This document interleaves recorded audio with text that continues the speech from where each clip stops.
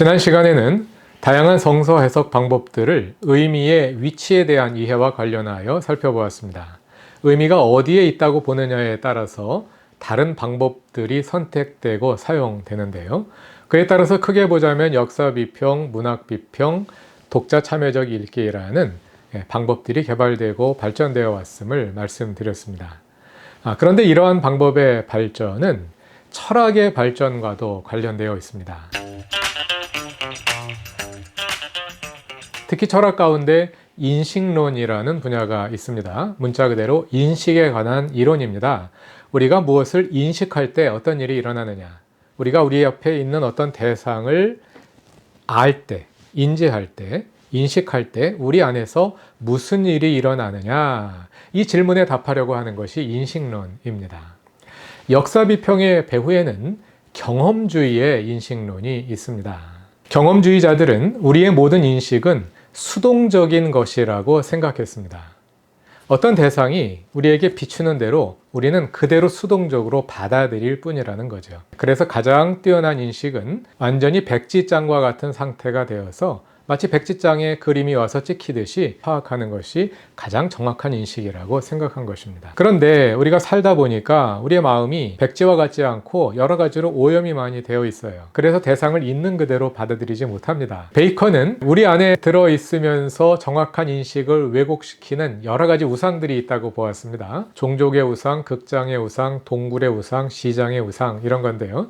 우리가 하나님 외에 다른 신을 섬기는 그런 우상이 아니라 우리의 인식을 왜곡시키는 것들을 가리킵니다. 그래서 이런 모든 것들을 깨끗하게 베어버리고 완전히 백지장과 같은 상태가 되어서 대상을 있는 그대로 받아들이는 이 인식이 최상의 인식이라고 생각을 한 거예요. 그래서 역사 비평을 하시는 분들은 어떻게 하든 본문이 말하는 것만을 읽어내기 위해 노력합니다. 성서 주석을 가리키는 단어로 엑세제시스라는 말이 있는데요. 이것은 안에 있는 것을 밖으로 끌어낸다, 이런 뜻을 가지고 있어요. 밖에 있는 것을 안에다가 집어넣으면 안 된다는 거죠. 오직 본문 안에 있는 것만을 읽어내야 한다, 이렇게 생각을 합니다. 이러한 태도는 매우 중요하지요. 우리가 성경을 읽는데 성경 본문이 말하려는 바만 읽어내려고 해야지, 내 생각을 입증하는 근거로 성경을 사용하려고 이런 태도로 읽게 되다 보면 성경을 왜곡하게 되겠죠. 그러나 철학이 발전하면서 경험주의의 이러한 인식론에 한계가 있다는 것을 발견하게 된 거예요. 우리의 인식은 결코 대상이 우리에게 보여주는 대로 수동적으로만 이루어지지 않더라는 겁니다. 우리는 무엇을 그냥 인식하는 존재가 아니라 무엇으로 파악하는 존재라는 거죠. 경험주의자들은 우리의 모든 선입견을 제거하기 위해 노력했습니다만, 만일 우리에게 아무런 선입견도 없다면 아무런 인식도 불가능하다는 거예요. 여러분들이 새로운 경험을 했을 때 그 새로운 경험을 어떻게 이해하나요?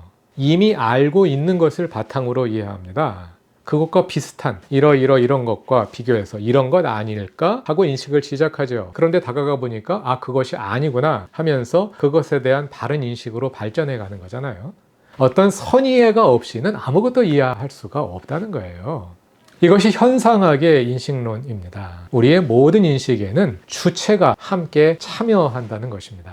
책을 읽을 때 우리는 아는 것만큼 읽어내는 거죠. 지평이 넓고 촘촘하게 형성된 사람들은 동일한 것을 인식하면서도 더 자세하게, 더 많이 인식할 수 있다는 거죠. 이러한 현상학적인 인식이 성서 해석 방법에도 적용되고 있는 거죠. 독자는 단지 본문의 의미를 수동적으로 받아들이기만 하는 것이 아니라 그 의미 생성 과정에 참여하게 된다. 독자와 본문의 만남 과정에서 본문의 의미가 비로소 완성되어 드러나게 된다 하는 생각과 연결되는 것입니다. 그러면 그 과정에서는 어떤 일들이 일어나느냐, 그리고 어떻게 참여해야지 바른 해석이 될 수 있겠느냐 하는 새로운 질문이 발전하게 된 겁니다.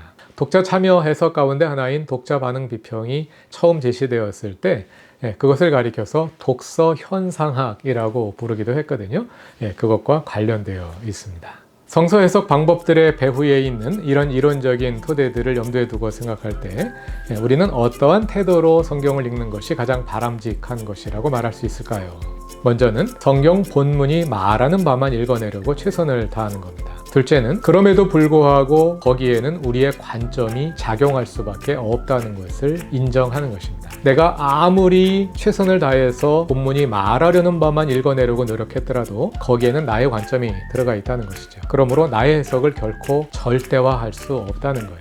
나의 해석을 상대화하고 다른 사람들은 어떻게 읽었을까? 나는 나의 관점의 한계 때문에 이렇게 읽었는데 다른 사람들은 또 동일한 본문을 어떻게 다르게 해석했을까 하는 관심으로 열린 태도를 가지고 임할 필요가 있다는 겁니다. 그리고 셋째는 다양한 성서 해석 방법들 가운데 본문에 맞는 해석 방법은 무엇일까? 내가 사용하는 방법만을 고집하지 않고 다양한 해석 방법들을 고려하고 또 적절한 해석 방법을 선택하려는 그런 노력이 또 필요하겠죠. 이렇게 성서 해석 방법의 배후에는 경험주의와 현상학이라는 서로 다른 인식론이 작용하고 있다고 말씀을 드렸고요. 또 한 가지 더 생각해 볼 수 있는 것이 언어에 대한 이해입니다. 오늘날 인문학의 가장 중요한 화두 가운데 하나가 언어입니다. 오늘날의 사상적인 변화, 특히 모더니즘에서 포스트 모더니즘으로 넘어오는 그러한 흐름의 변화를 가리키는 여러 명칭들 가운데 언어 전회라는 말이 있습니다.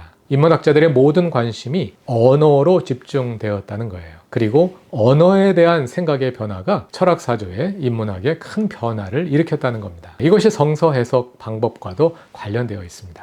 이것은 좀 더 좁혀서 말씀을 드리자면 언어와 현실과의 관계에 대한 이해의 변화입니다. 자, 화면을 보면서 생각해 봅시다. 연필이라는 단어가 있습니다. 이 단어의 의미는 어디에 있을까요? 연필이라는 단어는 연필이라는 물체를 설명하는 단어이죠. 그러므로 연필이라는 언어의 의미는 연필이라는 현실에 있다. 언어는 현실을 있는 그대로 재현해 주는 것이다. 이렇게 오랫동안 사람들이 생각해 왔어요. 그런데 이러한 생각에 변화가 나타나기 시작했습니다. 그 변화를 일으킨 것이 구조주의라는 철학 사조입니다. 구조주의자들은 언어와 현실 사이에는 전혀 필연적인 상관관계가 없다고 말합니다. 자, 여기 화면에 보이는 이 물체를 우리가 연필이라고 부르는데요. 왜 연필이라고 부르는 겁니까? 우리가 연필이라고 부르기로 약속을 했기 때문에 그런 거잖아요. 만약에 사람들이 이 물체를 가리켜서 고양이라고 부르기로 약속하면 이건 고양이가 될 것이고요. 사과라고 부르기로 약속한다면 이건 사과가 되는 거잖아요. 그러니까 연필이라는 언어와 지금 화면에 보이는 이 물체 사이에는 아무런 필연적인 연관관계가 없다는 거죠. 그러면 이 연필이라는 언어의 의미는 어디에서 결정되느냐? 언어 체계 속에서 결정된다는 거예요. 연필이란 뭐냐? 책도 아니고 사람도 아니고 고양이도 아니고 사과도 아니고, 그러나 만년필과 비슷하고 붓과 비슷하고 볼펜과도 비슷한 그 어떤 것, 이렇게 언어 체계 속에서 다른 언어들과의 관계에 의해서 언어의 의미가 결정되는 거지 현실과는 관계가 없다. 언어는 현실로부터 독립되어 있다. 이렇게 보는 것이 구조주의입니다. 구조주의에서 말하는 이 구조란 이 언어의 심층 구조를 가리키는 겁니다. 그런데 거기에서 생각이 한 단계 더 발전해 나가기 시작을 했어요.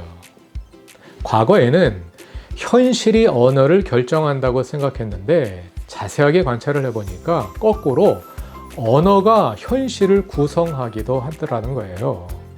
자, 여러분들이 알고 있는 사실들, 직접 경험한 사실들인가요? 많은 경우에는 들어서 알고 있는 거잖아요.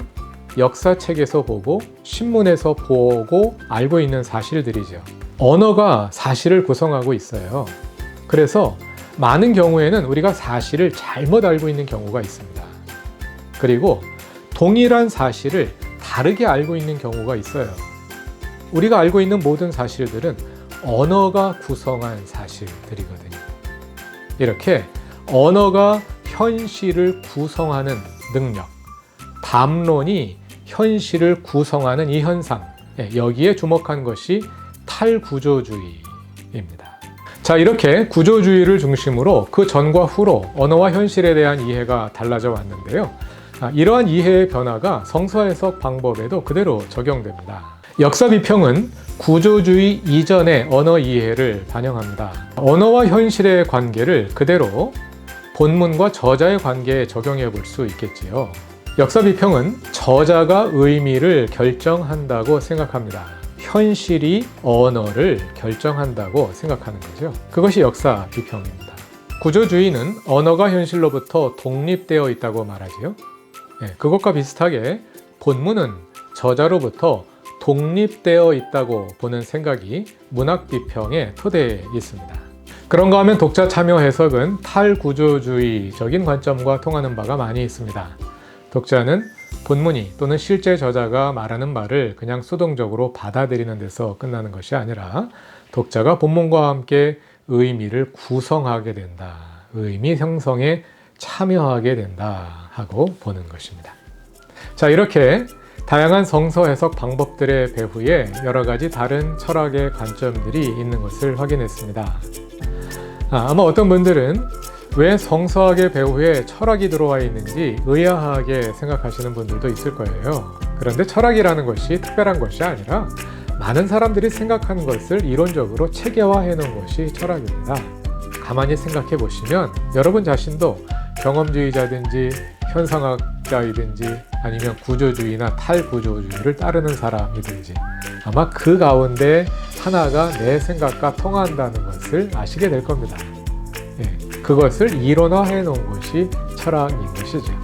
신학이라는 것은 허공에 따로 떠서 발전해 가는 것이 아니라 우리의 삶 속에 하나님의 뜻을 이루고자 하는 것이기 때문에 삶을 포괄적으로 잘 이해하기 위해서는 신학뿐만 아니라 다양한 학문들의 도움이 필요한 것이죠. 그런 점에서 내가 가지고 있는 관점은 어떤 것인지를 한번 잘 성찰해 보시고 또 다른 관점을 배움으로 나의 성서 해석을 어떻게 더 성숙시키고 발전시킬 수 있을지 함께 고민해 보시면 좋겠습니다.